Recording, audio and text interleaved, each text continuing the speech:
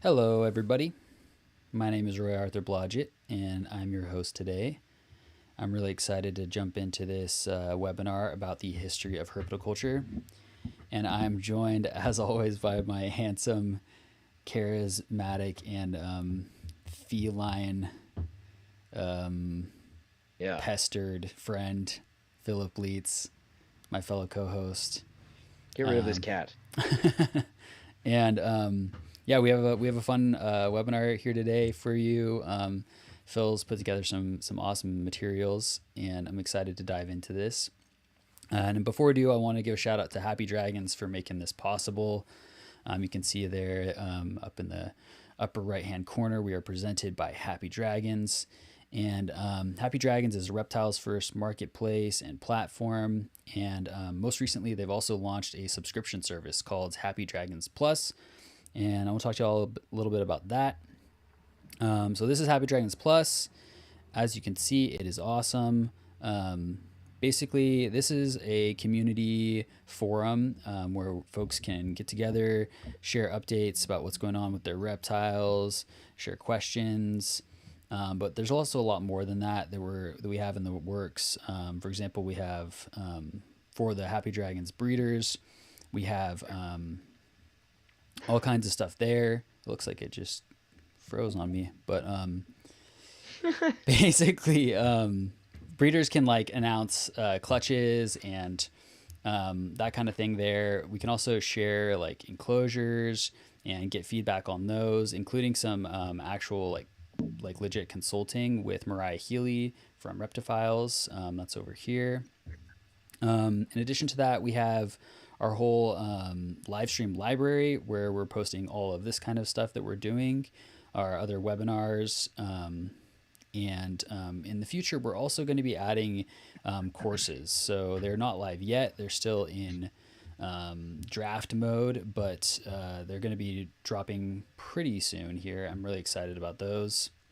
It's also an excellent place where folks can share, like relevant articles, stuff that they're learning. Here we've got a lamp report about VivTech bulbs. Here's something about parasites in Furcifer pardalis, that's the panther chameleon. But really, we just want this to be kind of a one-stop place for people to get advice for their herpetoculture journey and also just share things that they're interested in and excited about. So check it out.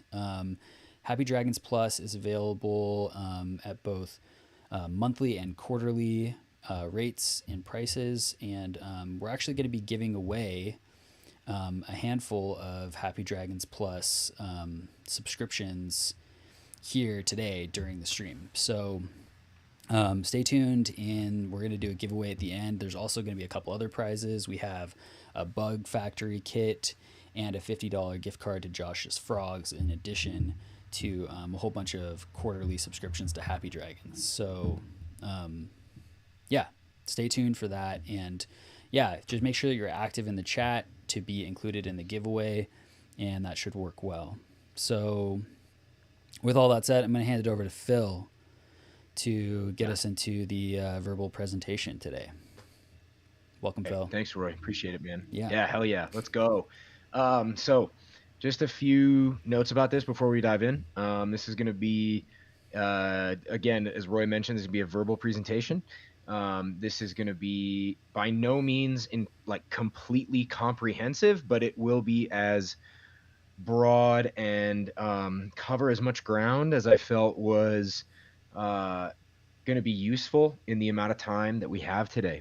This is also going to talk, we'll have some sources in here, and we're basically going to span from, I did my best in putting this together to span from not just exclusively modern herpetoculture, but to look a little bit as broadly as we can about just kind of like the movement of animals in human hands kind of throughout history. So I hope that you guys enjoy it, and I hope it's interesting enough to be worth your time today. I think it will.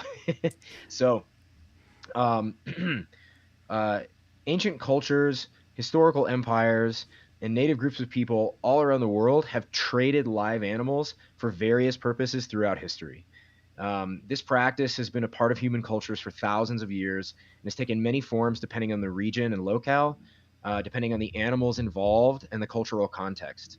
So there's the evidence for some of this stuff is thin, but there's anecdotal accounts of the ancient Egyptians rearing and dealing with not like Nile crocodiles. Mm-hmm. And this is people speculate this is for religious purposes, right? So this happened in ancient Egypt.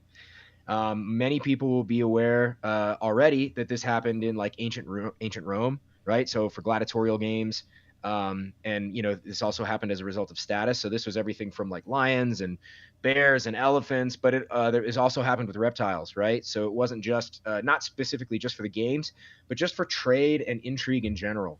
One really great source for this is a book called SPQR. Mm. I'm actually blanking on the author's name really quick. Let me just while I can do this because this is a really great Mary Beard.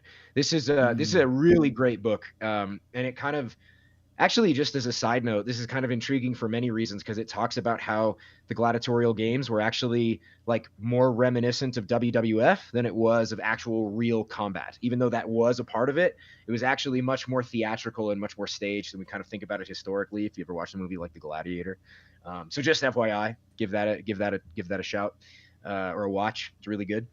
This happened in ancient China, and this was more for medicinal and sort of like remedy and as well as status. So this has been well documented for a long time. This happened in ancient Mesoamerica and South America. And people speculate this might have been for status and just for intrigue, and that is also kind of reminiscent of the way it happened in the medieval period in Europe too, right? So this is sort of again mostly for status and for education. We'll get into a little bit more of this here in a minute. But those are 5 examples of places where this took place all across the globe and for various reasons. So this was all animals just trading hands and this could be everything from reptiles to very large charismatic megafauna, as they're called. Mm-hmm. And something that I speculate about all the time around this topic is like sort of what the fate of those animals would look like, Mm. because in some circumstances, some of them might have perished right away, such as some of the animals that might have been utilized for gladiatorial combat and display and whatnot. But I really wonder about some of the others, like say for example among the Aztecs, where the Aztecs had a comprehensive zoo in Tenochtitlan, right? So this famous mega city was, which included reptiles and was supported by a network of trade and tribute. So this is a total mind blower.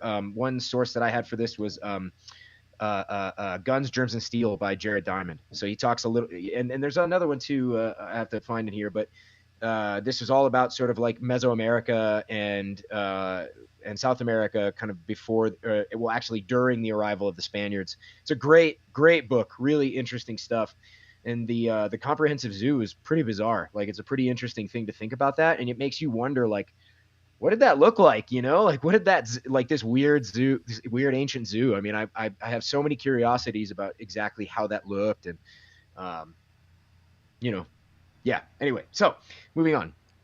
Some examples of why live animals were traded in the past include pets and status symbols. In some cultures, exotic animals were traded as pets. Status symbols are gifts among the elite. For instance, in ancient Egypt, animals like baboons and cheetahs were sometimes imported and kept by the wealthy or royal individuals of that era or of that culture and time frame. Another reason is religious and ceremonial uses. So there were, various animals could have been used for, all kinds of religious ceremonies. There were certain native tribes that traded live animals that held spiritual significance for rituals or for totemic symbols. So this is another reason. And then, of course, resources, right? Whether it had to do with clothing or using animals as food. There's so many different things. I always think about how it's pretty well known that chuckwallas were just a source of food here among some of the U.S. native groups. But then you also have everything else you can imagine, right? So like skins and pelts. One might, if you're in for a depressing read, you might read Um, oh Christ. Uh, Dan. Oh my God. Hang on a minute. Let me find this gentleman. Dan Flores. What's the Oh, right. Yeah, author? that's What's his right. book? I know exactly the book you're talking about. He also wrote Coyote Wild New America, World. Wild New World. Yes, Wild New that's World. a great, So this is an great one. amazing read. Totally amazing read. And if you want an incredible history of the absolute destruction of the North American continent, do yourself a favor and read that. It'll blow your mind. Um, and then we have alliances and just straight up gift giving. Live animals were often used as gifts to solidify alliances between various tribes and nations. This practice was not limited to small animals, but could include larger ones like horses. And of course, horses had great utility and signified great wealth. I think a lot about the Comanche and how Mm, horses were like basically like a currency. So mm-hmm. you might check out Empire of the Summer Moon. That's a great one for that. The fascination with exotic animals, including reptiles, can be seen in the Renaissance. This was actually something that was really near and dear to my heart that came up when I was going to REMCAD, Rocky Mountain College of Art and Design, the history of art and painting. You would see incredible pieces of some of the menageries that wealthy and noble individuals would keep during this time, and they were documented by the artists of the era. These collections included reptiles and were a symbol of knowledge and status. However, these were not pets in the modern sense at all. These were part of private collections for study and display. And so this is again another example of where we might imagine that the fate of these animals were a little less than glamorous. Okay. Mm-hmm. Now, the modern instantiation of reptile keeping as pets, sorry, I got cat hair in my face, gained significance and popularity primarily starting in the 20th century. The explosion in reptile pet keeping in Europe paralleled trends here in the United States, gaining momentum in the 1960s and 1970s. Uh, you might, if you're interested, you might check out a book called The Lizard Man, and this was about Burt Langerwerf. Mm, And I think it was by, great book. It's put together yeah, by Russ Gurley. yeah, Russ Gurley. Yeah, Yeah. thank you. So, um, now in the case of Bert, he was actually keeping stuff probably sooner than the 60s and 70s, right? So he was probably keeping things in like the 40s and in the 50s. But regardless, um, and there's probably I can find no strict documentation at all about exactly when keeping proper in a modern sense started. And it probably happened in lots of different ways, and probably started in zoos in particular. But at any rate, sort of the modern instantiation of herpetoculture was and its growth and momentum was likely due to several factors. These notably being increased global travel, more availability of information on care, television programs and books about wildlife that contributed to the growing interest. Also, is probably a major factor. By the late 20th and early 21st centuries, keeping reptiles as pets had become a widespread hobby in many US and European countries, supported by a network of breeders, veterinarians specialized in exotic animals, and pet stores catering to reptile enthusiasts. Laws and regulations regarding the keeping of exotic pets, including reptiles, vary across European countries and the United States and have evolved over time in an attempt to address conservation and animal welfare concerns. If you have any curiosity about this, just check out CITES, right? So this Mm-hmm. or the Lacey Act, right? These are huge. CITES and the Lacey Act. These are the biggest pieces of law and legislation probably in the history of our industry. Um, I would imagine, anyway. Um, Now, the field of reptile medicine, as what we might consider like an absolutely vital aspect of to the like the formalization and proper development of herpetoculture as a practice, and that specialty in veterinary science began to emerge more prominently in the latter half of the 20th century. This was due to the increasing popularity of reptiles as pets and the consequent need for specialized care. Veterinarians who had an interest in these less traditional pets started to gain expertise in this area through experience, which means give it a shot, see what the hell happens, right? Research and shared knowledge among individuals. The specialization in exotic animals, including reptiles, is a much more modern aspect of veterinary medicine. And possibly the most notable of the pioneers in this field was Dr. Frederick L. Fry, Hmm. uh, influential in the development of herpetological medicine. Um, and his extensive work, research, and publication, particularly from the 1960s onward, helped establish the foundations for modern reptile veterinary medicine. And actually, Roy and I were just jabbing our jaws about this a little bit before we went live on the stream, and turns out Roy knows him personally. Not well. I've talked to him a few times on the Right. phone. It turns out he actually lives quite near where I do. And at one point, I was looking for a reptile vet, and Mm-hmm. he came up, I think, through ARAV or something. And it was a local number, a local area code. So I just called it and ended up talking to him for quite a while. He's a very engaging, jovial guy. It was a cool conversation. So maybe at some point we'll have to have him on Project Herpetoculture or something like that, or maybe on one of these streams if we can. Absolutely, absolutely, yeah. And so, I think this particular area is pretty interesting to unpack, right? So um, when we think about, if you can imagine being alive in 1850, right, and assuming you had the wealth and the free time and the wherewithal, deciding to go ahead and take on some new and experimental exotic pet, something that didn't directly impact your bottom line, your ability to feed your family, didn't grant you a resource, this was probably something that wasn't really worth it, generally speaking, especially on a large scale, right?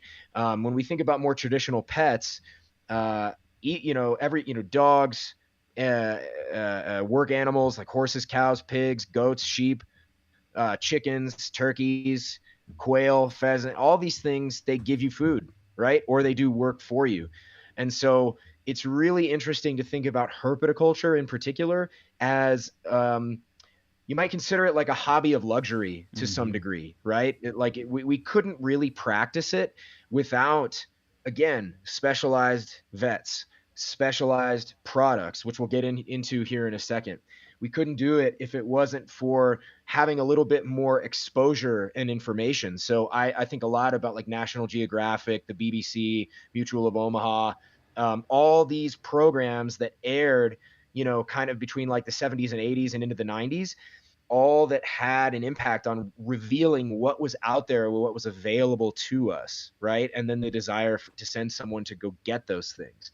This is all Yeah. of this stuff put together, and then of course Also, the something I the didn't. Yeah, go ahead. oh, sorry, I didn't mean to cut you off, It's but okay. something that just feels related to that, but also the introduction of actual color photography. I Yeah, remember, right. talking to, I think it was Phil Tremper, one of our Uh-huh. early guests on the podcast, and he was talking about how, um, you know, when color photography really started to come into more popularity, you were suddenly seeing images of all these reptiles that just oh yeah, and especially if you're looking at museum specimens and anything like that, the colors are never accurate in those cases either. They always tend to leach and stuff like that. So Oh yeah. anyway, just a thought. No, yeah, that's a great point. And something that I'm gonna actually break in here and I just want to expound a little bit on Yeah. something else too, which is, so last night Roy and I recorded a podcast with Dean Missimer, and Dean is kind of along with a few other folks are sort of undertaking a bit of a project to, let's call it upgrade what we consider as the reptile food supply. And that might be maybe a bit of a lofty description, but it's certainly not inaccurate to a certain degree, right? Yeah. I don't think Yeah. he's necessarily trying to upend anything in particular, but he's a really, really interesting person, really compelling and intelligent person to speak to. Um, but he really got my brain thinking, because I put this entire thing together and I did not consider at any point in at all, I didn't consider the food system that goes into allowing us to do what we do. And I actually feel now, now that we did that podcast last night, I kind of feel like that's a massive blind spot in this presentation. So I just kind of want to acknowledge that, Hmm. because along with veterinary medicine, along with specialized products, the fact that we can get foods for our reptiles that are both something they will eat and something that will keep them alive is something that we take for granted, and I definitely took for granted Mm. before we did this podcast with Dean. But it's also something that I think is really complicated, right? Whether it's the large scale production of rodents for these animals as food sources, whether it's the large scale production of insects as feeders for these animals, and whether it's the availability of supermarket vegetables and groceries, which didn't really have anything to do with that, but without which we wouldn't it would be much more difficult to do what we do. I think this is another aspect. I think we did this webinar about how to source wild foods, and sometimes I just think about like trying to get a reptile as a pet Mm. and having to just do that, having no option to go to a pet store and buy crickets, having no option to go to to order frozen bags of frozen rodents online, having no option to buy things like Repcal and Missouri processed foods that are specifically formulated for reptiles, or Repashy products, or supplementation. This is all stuff that, like, it is not, I don't think it's hyperbolic to say it would be impossible to do what we do without that. Like, it's impossible, these are absolutely foundational. Maybe hyperbolic was the wrong word, but regardless, like this, this is like, we can't do it without that. And so, all y'all should keep an eye out for next Friday's podcast, when we release it with Dean. It's an Yeah, it's interesting a one. It's a really fun interesting one. discussion. It was great conversation. Okay, Yeah. now let me hop back in, uh, and say that it would be impossible, along with talking. It's impossible to talk about herpetoculture without understanding that we have all this food that we are kind of slaves to. But it's impossible to discuss herpetoculture without acknowledging its overlap with the illicit drug trade. This Hmm. is something that people may have a bit of an awareness of if you've been in reptiles for a little while. If you're relatively new to the game, this might be a little new to you. Um, Please take note of three particular books that will help give you a better history of this and a better like understanding if you really want to get into detail about some of this stuff. One of them is The Lizard King by Brian Christie. So this is specifically I mean, this will mention many people, everyone from Tom Crutchfield to the Van Nostrans, who own Strictly Reptile, and it's just an incredible, absolutely incredible piece of writing and journalism. So if you're interested, that's a great book.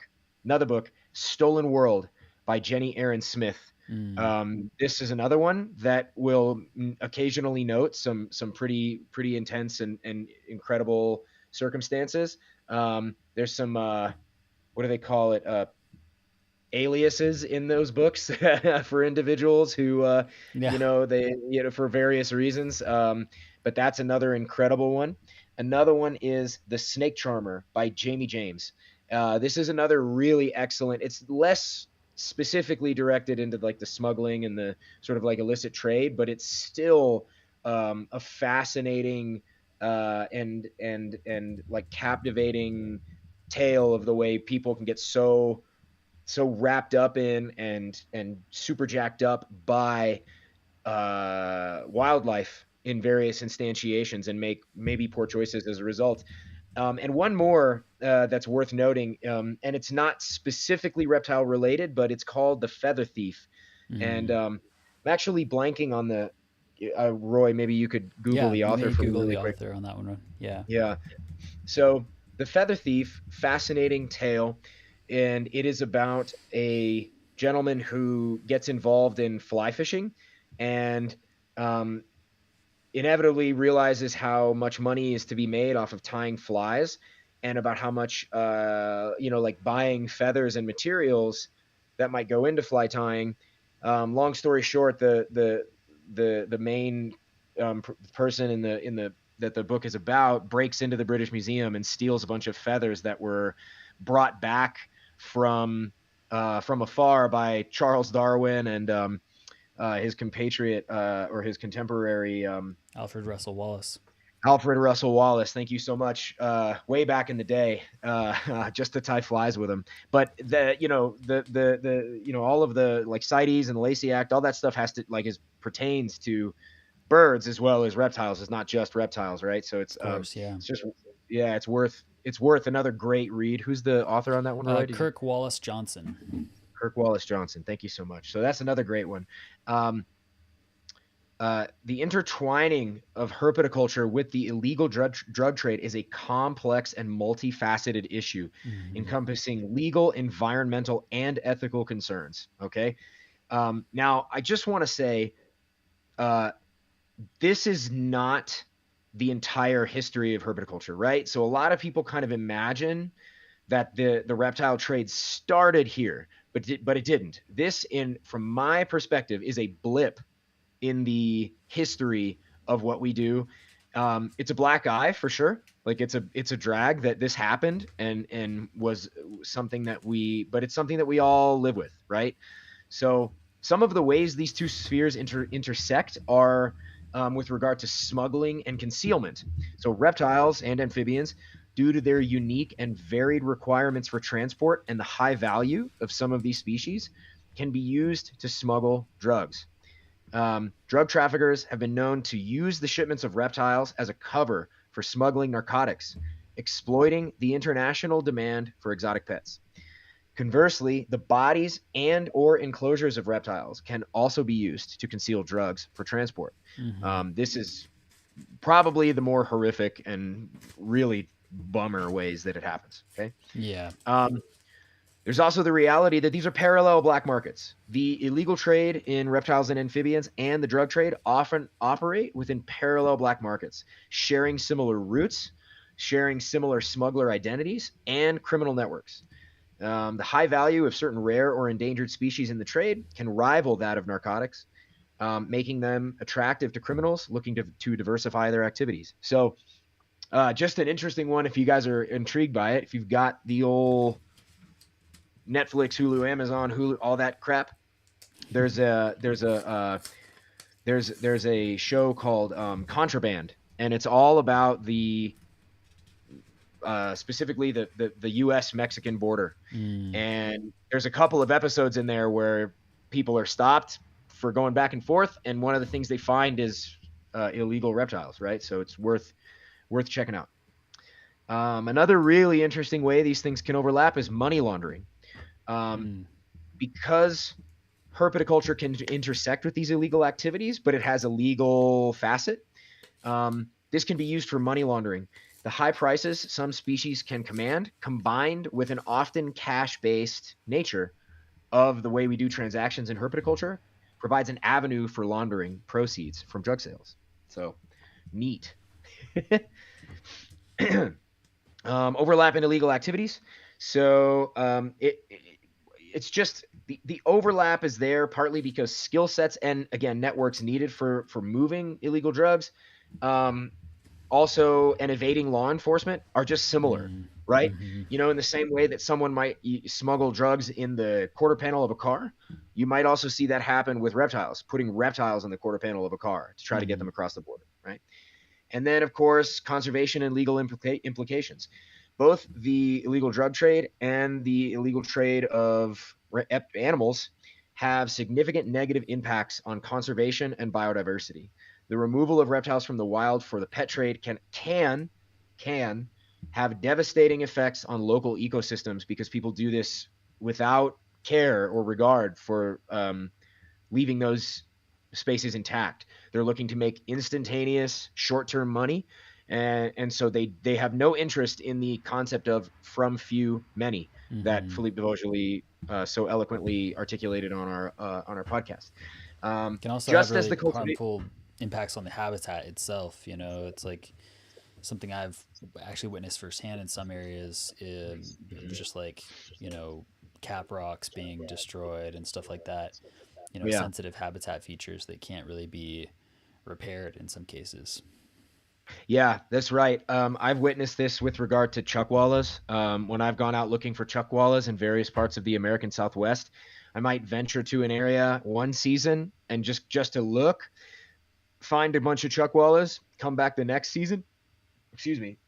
Come back the next season and find all those rocks have been crowbarred apart, so Mm. people can just extract all the chucks that they can and then they don't reassemble any of that or put it back together. They just destroy the area. And this resembles the some drug producing plants or substances that can have harmful environmental impacts. If any of you are interested in this, you might check out Traffic by Maria Van Zeller on Hulu. Mm. Look at some of the ones on cocaine and how coca farming and the way that they have to refine those coca leaves. Oh man, it's wild, Mm. wild. Do yourself a favor, check that out. It'll blow your mind. Um, so this stuff, again, we have to address this because what I don't want, I want people to be aware. I want as many people as possible to be aware of our intertwinement in this history, so that way we can steer as far away from that as possible. Because Right. that particular aspect, whether it was past or present, is one of two primary levers by which various activist groups have like a real foothold in trying to obliterate our ability to practice this. So you should know about this. Knowledge is power. All right, Mm. moving forward here. Now let's talk about a few key companies and brands that have been influential in the development of early products for reptiles. Very first one worth noting would be Tetra, right? So this is like an aquarium and fish aquaculture brand that was founded in 1951 by Dr. Ulrich Banch. I don't know how to pronounce the last name. Banch, I'm not German. sure on that one. Yeah. Ulrich B. As the interest in reptile pets grew, Tetra expanded its range of products to include stuff that catered to reptile care. So pretty cool stuff. Number two is one that a lot more people will know because a little more prominent today. We've got Zoomed Labs, right? Zoomed Laboratories Incorporated, founded in 1977. Zoomed is one of the pioneering companies in the reptile pet industry. They are actually known for the first American reptile vitamin, which was in 1982, and the first UVB lamp for reptiles in 1993, which feels horrifically late. um, but these were significant. These were huge, huge advancements in what we do. So it's worth noting that. Third one here is going to be Hagen. Mm. Hagen, the Hagen Company was established in 1955, initially focused on bird products, but expanded into products for other pets, including reptiles. Their brand is Exoterra, which, side note, podcast sponsor, Exoterra. They're great. Uh, and that particular brand was introduced a little bit later and became specifically dedicated to reptile products, offering a wide range of terrariums, lighting, and other care essentials. So totally worth noting there. Really big deal. And last is going to be Repcal, right? Repcal Research Labs, known for their research and development in reptile foods and supplements, has been influential in this field and gained prominence in the 1980s and into Mm. the 1990s. Really great company. I use so many Repcal products and have just over the years. It's just pretty crazy. Actually, all of those. I use all of them. Like I remember using Tetra stuff like way back in the day, like getting various fish foods. I mean, all kinds of things. Using those as gut loads. I use Exoterra stuff now. I use Zoomed stuff now. I use Repcal stuff now. So history directs our future. All of the past of herpetoculture, from those ancient cultures to modern times, have crystallized into what we know of the reptile and amphibian industry today. So, according to a 2021 to 2022 National Pet Owners Survey conducted by the American Pet Products Association, APPA, approximately 4.5 million households in the US reported owning reptiles, and around 1.8 million households own amphibians. The number of individual pets is going to be significantly higher than this. Um, as, of course, many own more than one, right? It's very Right. rare that you meet someone who owns just one snake or just one lizard. Usually we tend to own more than one. My guess, and I'm sure Roy would agree with me, is that that number is actually much smaller than reality, right? The United States has 330 million people. And Mm. especially now, if you look at the like the breakdown, and again, this was a survey. I don't know how many of you answer surveys when they call your house, but I don't. So, so I'm guessing that that's like a almost grotesquely low number. Okay. Um, let's see here. Uh, and then so the reptile business is expected to grow much further in the coming years, driven by this growth in interest in lizard, snakes, turtles, and amphibians as pets. The reptile market the retail market for reptile products, including not this is non-food and non-food supplies, right, is predicted to grow in 2024, reaching sales between 550 to 650 million dollars. And again, I'm guessing that's low, right? But that's non-food, non-animal, right? This growth reflects the increasing popularity and comfort levels people have with these unique pets, especially among younger generations and those living in urban areas. This also reflects a um, trends in like a lot of people want to have a pet that they can go away, like where they can go away and do a vacation. It's harder to do that with dogs and cats, guinea pigs, things that need your direct, immediate care all the time, right? Also, a lot of people have allergies, so they're choosing various pets.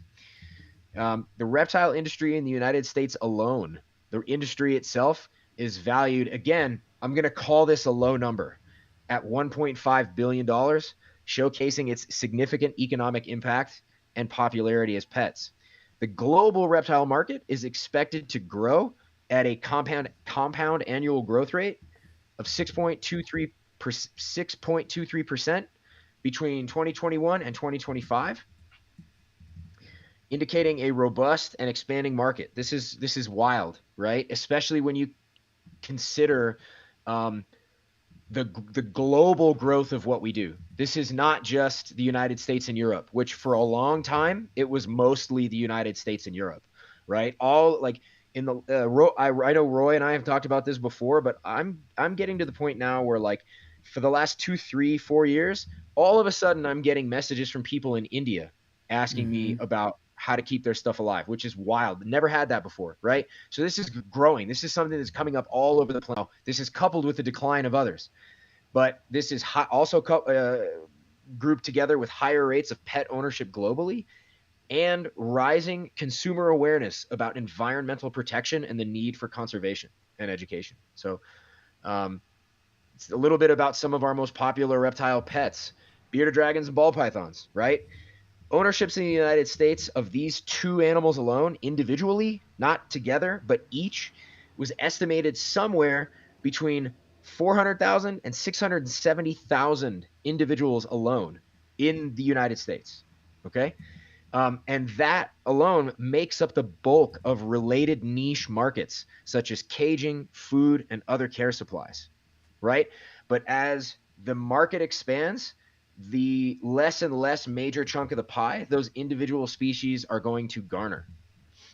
Uh, the market for reptile food alone in the United States is valued somewhere around $350 million annually. And Wow. these figures underlined the significant commercial interest and investment in reptile and amphibian care, reflecting a broader global trend of interest in these unique pets. Taking into account this, stop it, cat. Taking into account the size and scope of this industry just in the United States and Europe alone, and its expected growth rate, the global market for this, for reptiles and amphibians, including pets, as pets and food and supplies, likely represents a multi-billion-dollar industry globally. And this estimation aligns with the growing trends of this. This was from Cognitive Market Research, Up Market Research, and GitNux. These are research groups that provide comprehensive analysis and forecasts on the reptile and amphibian markets. So check those folks out if you're interested in more. Um, and so, in closing, our industry is not unlike any other, really, in the sense that we have a host of issues that require addressing as we move forward into the future. This is true of any market, especially a young one, which we are. Mm. With so much focus on herpetoculture being myopic and only interested in focusing on its relation to the illegal drug trade and illicit trafficking, it seems even more important that we expand our view of what we do well into the past behind that. understanding where we came from will give us better ideas of how to move forward, and in a way that dignifies both us as keepers and the animals that we keep as pets. So that's that. That's the whole thing. I hope this was useful for y'all. And I have to say, putting this whole thing together really taught me a hell of a lot. Mhm. This was some, sure, some of this stuff like I kind of knew from other things I was reading, but like really putting in the time to really think and focus and like dig down on this was like a total. It was wild. I learned a lot, and I'd like to do it again sometime, but add in there like try to find out more about the history of like the food market that allows us to do what we do, because I like feel totally silly for leaving that out. But um, yeah, at any rate, I mean, there's so I much just to it, man. It's so yeah, hard to. I mean, I feel like we could even just do like we could talk for hours and hours and hours just about like the history of modern herpetoculture. You know, just like the recent stuff in the last 60 years. You know, obviously there's been yeah, this explosive growth in that, which maybe we will do at right, some point as well because we could definitely get a lot more granular. But this was awesome, yeah. man. Really cool Oh, primer. nice. Thank you. Just really quick too, just as because I know that this was going to come up and that there were um, this is always going to come up. There's someone who asked if I'd be able to share the sources. So again, I noted the sources kind of throughout the presentation. So one option would be to like look back and reread and take note of the sources that we mentioned. The other possibility here is I might be what I could probably do is if you hit me up on like Instagram or whatever, I'll just send you a list of all the various publications that I all this can stuff came from. I can make it even easier, and what I'll do is I'll make a list and I'll put it in the video description. So Okay, once this sweet. That's posts even better. after the fact, if you come maybe tomorrow and look in the video description, you'll find the list of kind of some references and some books. There's a great one that I would recommend called The Dragon Traders, which Oh yeah. focuses more specifically on recent herpetoculture. When I say recent, I mean like again like kind of modern herpetoculture, and that is I think it's by Michael Berger if I remember correctly. And actually, I think they just came out with a new edition of that as well. It's been expanded. I have the old one, and so yeah. Anyway, that's one I would add Yeah, into the that's mix. But another really, really good one. And then also, just for the sake of adding one more, the dragon behind the glass, right? This one's right. about specifically. This is not necessarily about reptiles in particular, but it's about the global fish market, specifically freshwater fish, focusing on the arowana.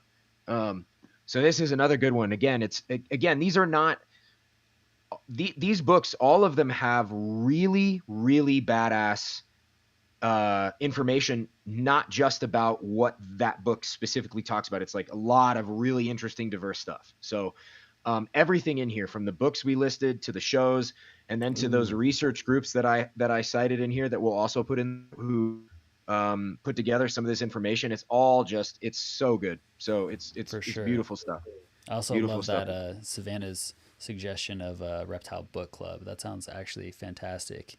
Oh Maybe yeah, something that'd we be can sick. add over on Happy Dragons Plus, but Yeah. we can add a channel for that. Um, so yeah, we want to leave some time for questions, but I also just want to remind everybody we're going to do the giveaway here at the end, and I've got a random name generator thing here and another tab open, and I've got everyone that's participated in the chat in that name generator. So I'll spin that here virtually at the end. But if there are any questions, please feel free to let them rip, and then we'll get to the giveaway. Ah yes, let them rip. Were there any that we missed in here that I Oh, yeah, so a $25,000 leopard gecko could be sus for laundering? Yeah, for sure. Um, Yeah, it's I mean, it's interesting. just look, the reality is you can do this with anything that's high dollar and that is mostly cash. Like, where the trade is often a cash-based trade. And that's becoming less and less common here, right? Like Hmm. most people go through um, like outlets like PayPal, Venmo, Zelle, all these things. So as soon as that happens, it's like it's not the same anymore. It's not the same, like it's harder to hide. Hmm. So I wouldn't, it's not as big of a deal, but it's just something. it's still there though, you know? I mean, it's still something that truly is like a part of what we do, and it's pretty crazy. Um, okay, yeah. So this one's John. Yeah, this is a yes. This one's specifically related to Eurocare. So yeah, happy to answer this one, John. I always prefer white enclosures if I can do it. Right, a white enclosure is going to bounce the light around on the inside, and it just helps increase the amount of like visible light in an enclosure. When you have if you have a black interior to your cage, it's going to keep it a little more dim.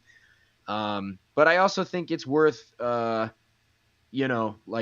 if you can do that, that's what you should do. But also something that I've been in, like lately, I've been so infatuated with Tamura Designs enclosures, and specifically the white ones, along with the backgrounds that they put into those enclosures. Like I Yeah, love amazing. those, are stunning. Like I cannot wait to get. I want to convert my entire facility to Tamura Design enclosures. Like Yeah, I'm not kidding. they're But phenomenal for sure. yeah, they're amazing. They're absolutely amazing. But that's a good question, John.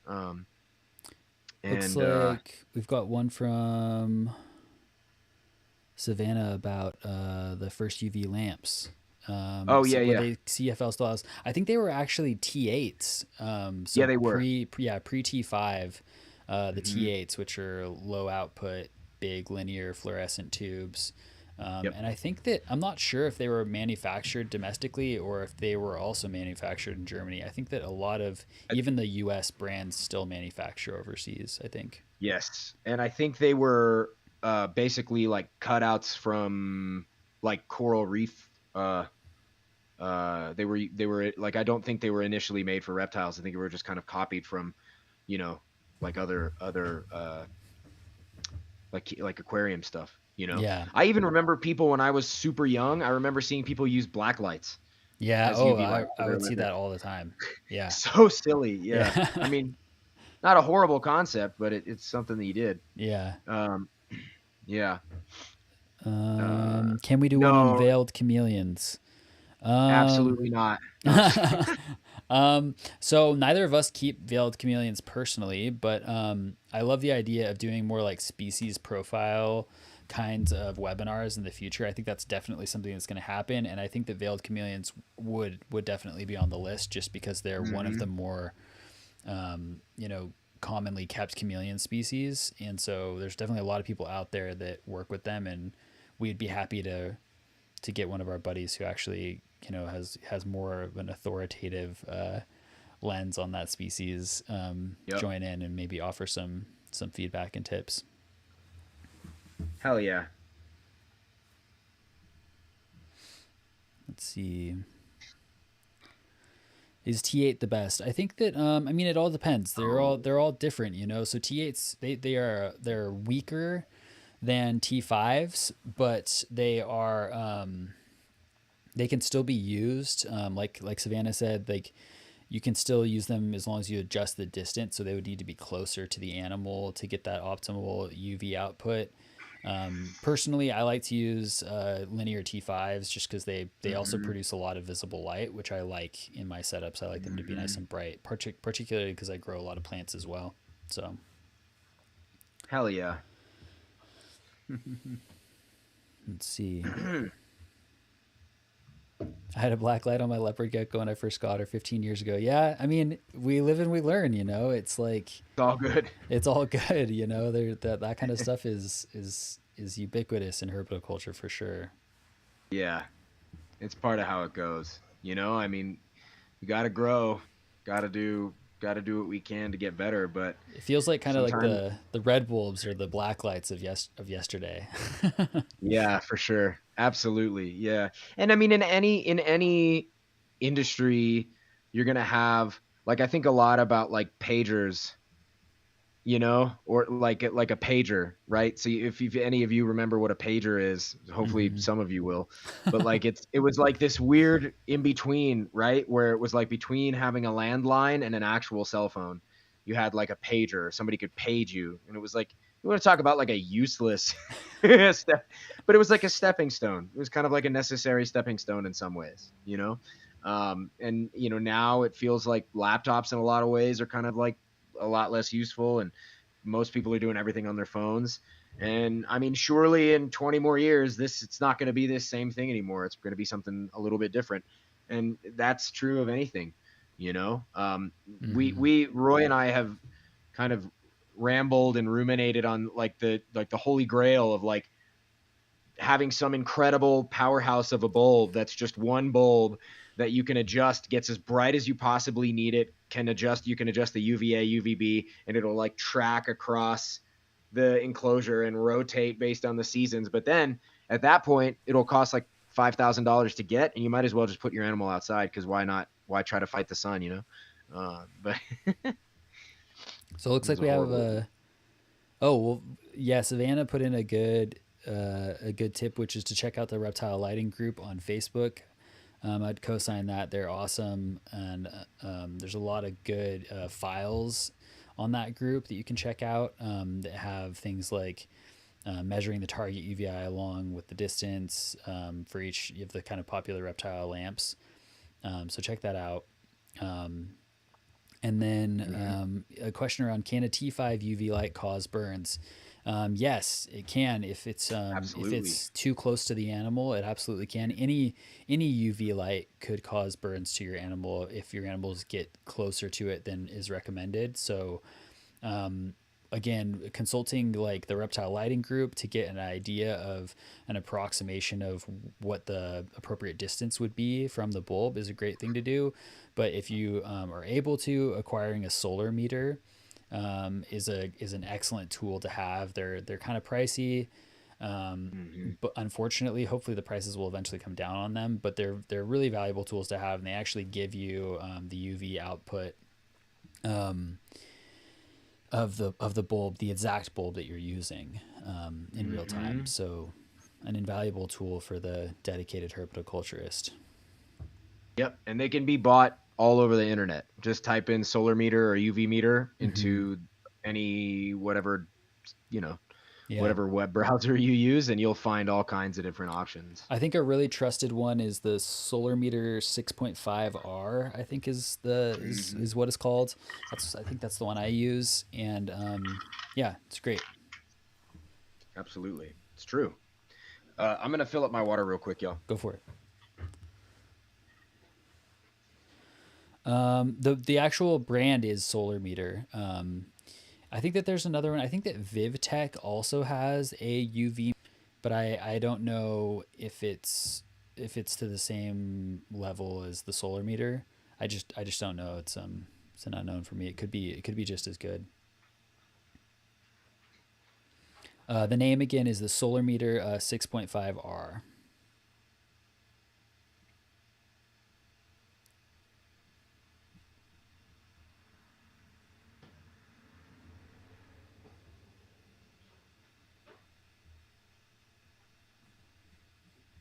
Okay, so it looks like it looks like are there any other kind of closing questions before we jump over to our giveaway?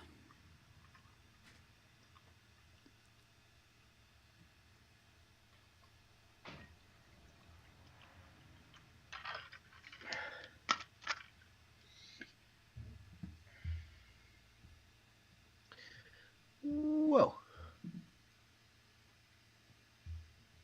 So Mikey just added in some input that he has used the VivTech, but the solar meter seems to read better. So that's some good feedback there.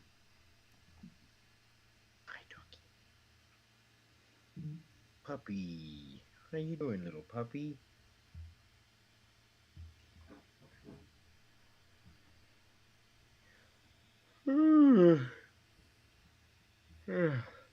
Okay, so I think that that's it. I think we're gonna go to our giveaways portion, and so we have several quarterly subscriptions to Happy Dragons Plus for folks, and in addition to that, we have a Bug Factory kit, and oh, looks like the stream kind of dropped out for a second there.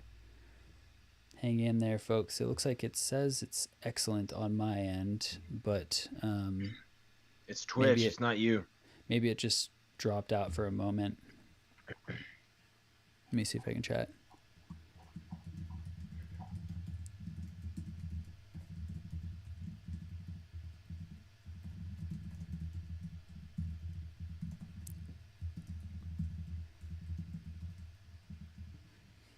Yeah, sorry about that, folks. It's not even Starlink this time. I know. Can you believe it? We're back. But anyway, so apologies for the little lag there. It seems like the internet just had a weird moment. I don't know why. But anyway, um, yes, our giveaway stuff. Let me double check our prizes. I'm pretty sure I said them correctly, but I want to just make sure I'm not missing anything. Yeah, so we've got. Oh, we also have the pixel sticker sets. So I'm gonna go ahead and start with our first thing, which is gonna be for a Happy Dragons quarterly trial. We're giving away 3 of those. Hell yeah.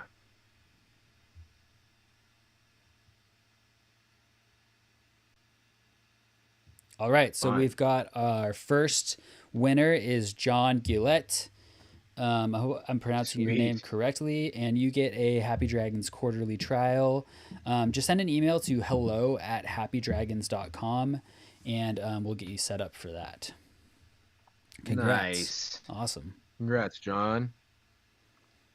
Okay, so we got another one of those.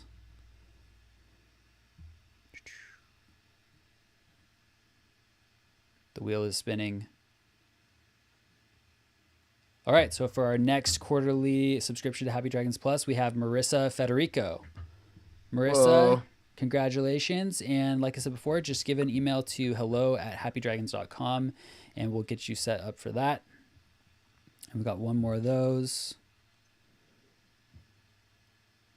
The wheel is spinning.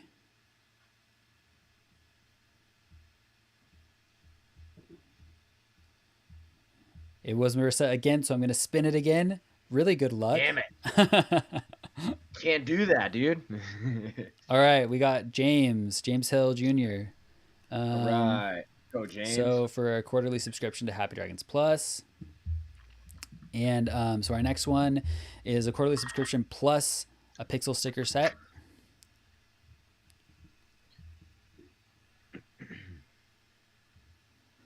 I do like stickers. Yeah, they're the best. It's true. Okay, Gregory at the Reptile Studio gets a pixel sticker set, and he's already on Happy Dragons Plus. So we're going to go to our next winner. This one will be for a $50 Josh's Frogs gift card in addition to that quarterly subscription. Nice. Hell of a deal.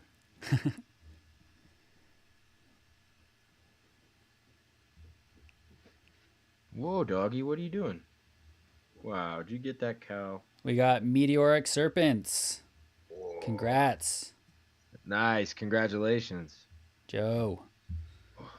So Joe, yeah, just send an email to hello@happydragons.com. And here's our final one. This one is for a Bug Factory pod kit and that quarterly subscription as well. It all comes down to this. The grand prize. And the grand winner is Danny's Dino Park. Whoa. All right. Let's go, dude. America. So there we go. Yes, you still get the stickers, Gregory, of course. I just saw your chat because I was on that other tab. So yeah, thank you to everybody for who participated in the webinar today and in the chat to be added into the giveaway. I hope you enjoy your prizes. And we'll be doing this again soon. We've got a whole bunch more content coming. We've got it already scheduled. We just need to make some announcements about dates and everything like that. But that will be following shortly. So we've got some fun live podcasts coming up, and we've also got some more webinars and some other fun stuff. Even a round table with a bunch of amazing folks. So bunch of nerds like me. Thank you, everybody. We appreciate you Thanks, all. We hope guys. you have a great night. And we'll hope to see you in the next one. Awesome, guys. Thanks, everybody.